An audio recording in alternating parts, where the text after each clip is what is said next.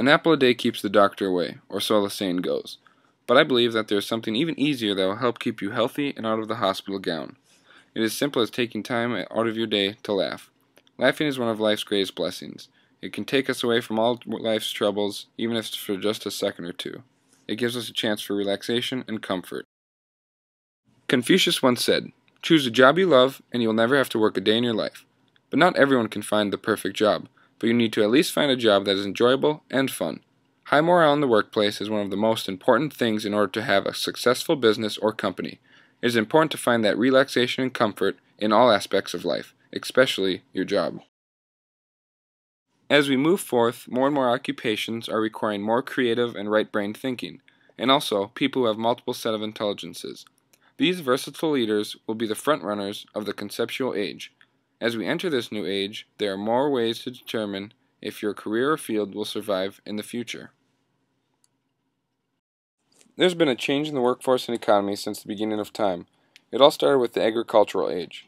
Farmer was the most common occupation in the 18th century. It was not even viewed as a job back then, more of a standard part of life. Everyone had to raise crops and animals to support their family, and if they were lucky, they could make some money on the side. Next came the industrial age, where the factory worker was the head man of the 19th century. The Industrial Revolution would be the main cause of this. Factories sprouted up all across America, and an abundant amount of jobs were created. There of course were still farmers around, and almost always will be, but there was less demand for them. We had newer things that were being created and demanded for a new set of skills. Most of the 20th century was considered an information age. The knowledge workers led this age. These left-brain-centered workforce used analytical, logical, and sequential skills. Once again, the times changed and demanded for a whole new aptitude of capabilities. In Daniel Pink's book, A Whole New Mind, he talks of why the shift from the information age to the conceptual age is occurring. Abundance is the first cause of the need for right-brain thinking. For most of the information age, the common middle-class aspiration was to own their own home and car. Now more than 2 out of 3 Americans own their own home in which they live, and as for cars, there are more automobiles than people can drive. There is an abundance for anything and almost everything. We have too much stuff that we don't even know what to do with. With all these things readily available to us at a low price, we obtain too many things, and storage becomes a problem. So, like the wasteful Americans we are, we just end up throwing things out. We can find discount clothes, furniture, cars, food, and basically everything, almost anywhere. Because of the left-brained workers, we now have more stuff than we know what to do with. Since we have so much variety of, say, clothes and places that sell them for cheap, businesses are losing money because of prices.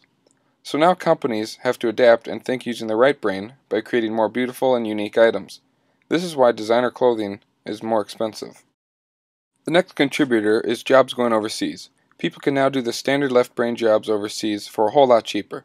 So this is taking away American jobs. How we solve this is by making these jobs more right-brained. People need to be able to forge relationships rather than executing transactions, tackle novel challenges instead of solving problem routines, and seeing the big picture rather than analyzing a single component. Pink's last example is automation, or computers taking over American jobs. For the longest time we have been trying to make jobs easier and more efficient. This isn't a bad thing in relative terms, but now there are more computers taking over the left-brain jobs. For example, computer programmers have always been heavily based on logical and sequential skills, but now the routine functions that a computer programmer has to do are easily being done by machines. The time of the left-brain worker is running out of time. The need for a more creative and unique workforce is rising. Luckily, there are ways you can avoid certain careers that might not still be there in the future. Pink says there is 3 questions people and companies can ask themselves. Can someone overseas do it cheaper? Can a computer do it faster? Is what I'm offering in demand in an age of abundance? It isn't easy to stop jobs going overseas. Companies will always be looking for the cheapest way available. If that means having a station over in India, they will do it in a heartbeat. Also, computers will always be made to make our lives easier, especially our jobs. There will always be new and better technology being produced every day. So finding a creative and unique career that will have a safe spot in the future is crucial. We've all heard that laughter is the best medicine. Well, now researchers are finding truth in it. An organization in UCLA conducted an experiment to see if humorous shows had an effect on the pain tolerance of children when undergoing painful procedures such as cancer treatment and blood draws. They tested the pain tolerance by placing their hands in cold water. The study showed that the humorous shows did not lessen the pain level, but it did increase their tolerance.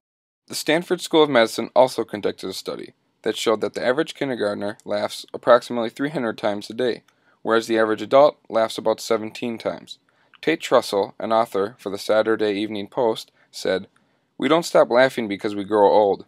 We grow old because we stop laughing." Researchers at Loma Linda University in California, along with a team of doctors, studied the effects of laughter on the immune system.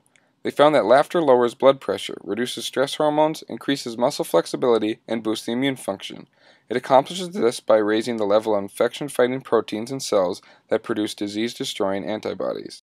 Researchers at Loma Linda University in California, along with a team of doctors, studied the effects of laughter on the immune system. They found that laughter lowers blood pressure, reduces stress hormones, increases muscle flexibility, and boosts the immune function. It accomplishes this by raising the level of infection-fighting proteins in cells that produce disease-destroying antibodies. Medicine is one of the safe professions of the future. There's always going to be a need for medicine in the world. People are always going to get hurt and sick. It also needs to be close to home and easily accessible. So there's little someone overseas can do for someone in, say, Brooklyn. But there's a chance for medical occupations to use their right brain more. The communication between doctor and patient is also vital. A computer may be able to diagnose someone, but to truly help, there has to be a communication between doctor and patient. A computer cannot comfort someone. Pink talks about 6 senses that can be only used by humans and will help us in the conceptual age: symphony, play, design, empathy, story, and meaning. Laughter has kept the world turning for over thousands of years. It makes our lives easier by giving us a chance to escape reality. We can enjoy life and share stories with others, so take time out of your day to tell a joke, share a story with a friend or a stranger, or just send a smile someone's way. You'd be surprised how far it goes.